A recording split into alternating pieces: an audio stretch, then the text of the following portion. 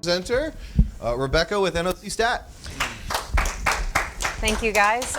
So just a poll here on the audience and on Facebook. How many of you have actually had to care for a loved one, whether it be a child, a parent, a grandparent at some point in your life? Perfect. So you guys understand what it takes to actually put time and effort and energy into taking care of somebody on a long-term or short-term basis. So my name is Rebecca Paone. I'm the founder and CEO of N.O.C.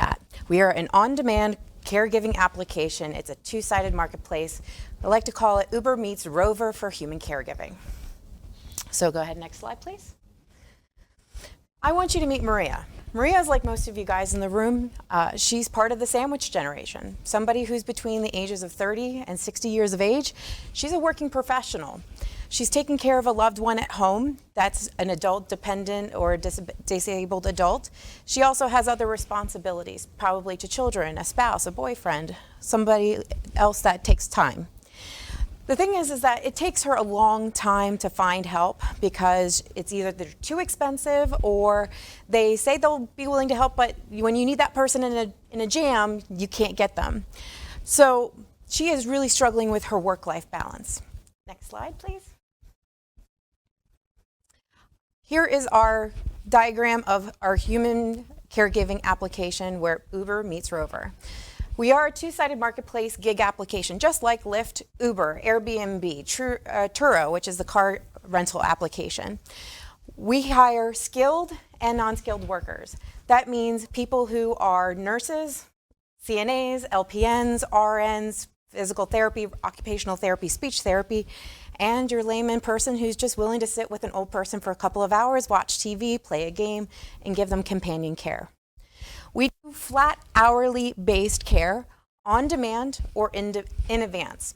Traditional in-home care agencies, nurse registries, adult daycare facilities, the more hours you use them, the less expensive it becomes. But if you need them in a jam for, say, 2 hours, it can cost you up to $50 an hour just to have them come over. And it takes 72 hours in advance or more to actually get them booked. Doesn't really help when you're in an emergency situation.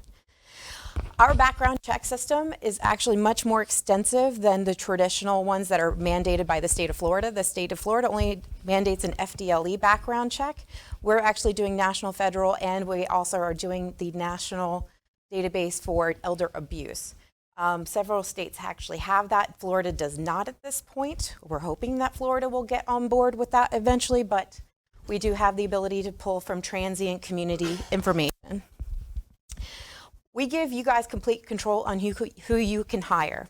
You go through the app, you find who you want to possibly work with, you see their personality profile, you see their resume, you see their feedback, just like you do on your Uber drivers, your Yelp reviews, all that good stuff.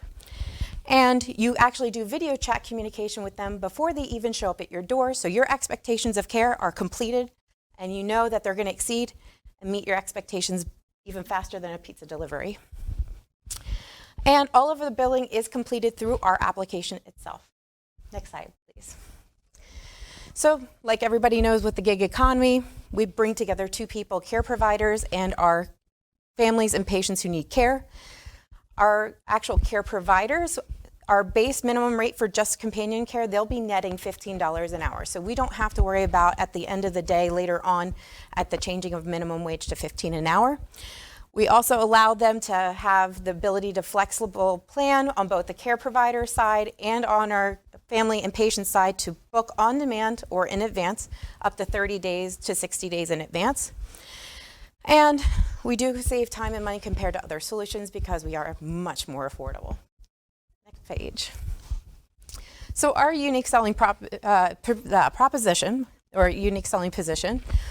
Again, I hate the terminology, we are the Uber of caregiving, but we really are the Uber of caregiving. We have competitors in our marketplace that say they are, but they're really traditional marketing sites for in-home care agencies where their sales funnel processes lead them to sell off information.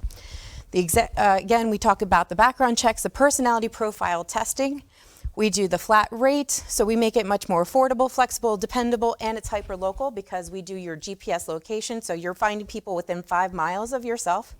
Or here, like in the Ocala area, we can do it up to 10 miles out. And we take the position of advocating for patients, and I'll tell you guys my story later. Next page, please. Thank you. So there's two parts of the industry. There's the one that's public and the one that we call the dark side of it, which is the private, non-paid family member who gets to take care of mom or grandma. The industry itself, it's almost $100 billion. We recognize that healthcare through COVID has been an extremely necessary business that we have to have in the United States. There's over 2 million people employed in the United States right now in the healthcare industry, which this 5% was actually estimated at the beginning of 2020 before COVID hit. I'm assuming it's going to probably be about 8% growth over the next 5 years. And no one company in this industry actually has a large enough market share to say that they're the big dog. Everybody's, got different conglomerates, but nobody has 1% market share. Next screen, please. Now, our unpaid family care providers, that's us every single day. We are basically taking money out of our economy. We're taking people out of the workforce. We're taking money out of their pockets. We're putting people on state assistance, things like that. I want, for brevity of time, to just go through the slide, but we can actually impact our own GDP by 1.7 trillion if we can actually get people into work. Our go-to-market strategy for both sides, traditional marketing mixes, online marketing, going through job boards, things like that, talking to nursing schools, nurse registries, or even competitors, because they're going to be hiring people, and we're going to be hiring people, and we all float back and forth between different providers. Next screen, please.